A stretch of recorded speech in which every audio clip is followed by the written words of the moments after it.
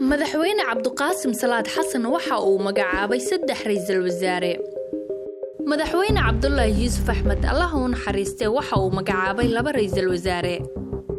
madaxweyne Sheekh Shariif Sheekh Axmed waxa uu magacaabay 3 ra'iisul wasaare. madaxweynihii hore ee Soomaaliya Xasan Sheekh Maxamuud isna waxa uu magacaabay 3 ra'iisul wasaare. balse muddo 2 sano ah farmaajo waxa la shaqeynaya hal ra'iisul wasaare waana Xasan Cali Khayre. iska daa bedel xitaa wali isku ma aysan dhicin. ma isweydiisay waxa isku haya farmaajo iyo Khayre. xulashada farmaajo iyo Khayre waxa qayb ka ahaa aqoon hore oo uu u lahaa.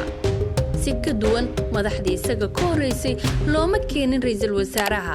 tani waxa ay yareysay fursadaha isku dhaca labadooda. farmaajo waxa uu ra'iisul wasaare soo ahaa muddo 6 bil ah xilligii Sheekh Shariif Sheekh Axmed kadibna si aan la jeclaysan ayaa loo eriyay. xilligaas waxa uu soo bartay awoodda uu ra'iisul wasaare u baahan yahay si uu shaqada loo egmaday u qabto, taasoo dhalisay in Khayre uu u madax baneeyo hawlihiisa. farmaajo waxa uu sameeyaa siyaasadaha dawladda isagoo jeexaya wadooyinka ay marayso dawladda, halka Khayre uu fuliyo go'aamada uu madaxweynuhu gaaray isagoo u madax bannaan habraaca iyo talaabooyinka uu qaadayo si go'aamada madaxweynaha loo fuliyo.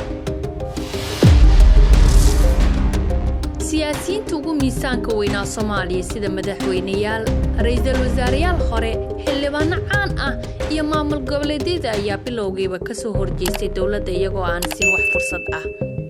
tani waxa ay farmaajo ee Khayre ku qasabtay inay mar walba mid ahaadaan iyagoo wajahaya hal cadow. dawladda Qatar oo la aaminsan yahay inay taageerto dawladda Soomaaliya ayaa xoog badan gelisay in aysan labada mas'uul iska hor imaan. Fahad Yaasiin oo ah maskaxda ka dambaysa dhismaha dawladdan oo labada mas'uulba saaxiib dhow la ah ayaa ka shaqeeyay hirgelinta arrintaas.